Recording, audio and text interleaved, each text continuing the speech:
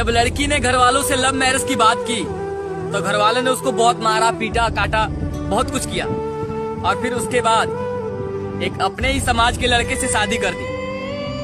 तो उसके बाद वही लड़का, वही समाज का लड़का उसे मारता है, पीटता है, टॉर्चर करता है। फिर भी उसके माँ पापा कहते हैं यार सही है, कुछ बोलते नहीं है। क्यों भाई? क्योंकि वो समाज का लड़का है, हमारा समाज का लड़का है, कैसे भी रखेगा चलेगा।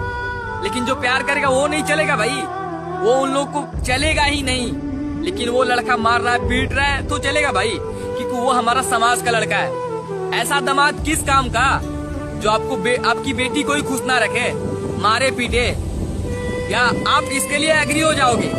लेकिन जो प्यार करता है, जो सच्चा प्यार आपको दिखाएगा, वो नहीं चलेगा।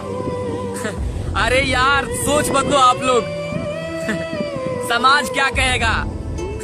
आपकी बेटी को जिंदगी बिताना है, इस समाज को नहीं। तो समाज के चलते अपनी बेटियों को नर्क में मत ढकेलो।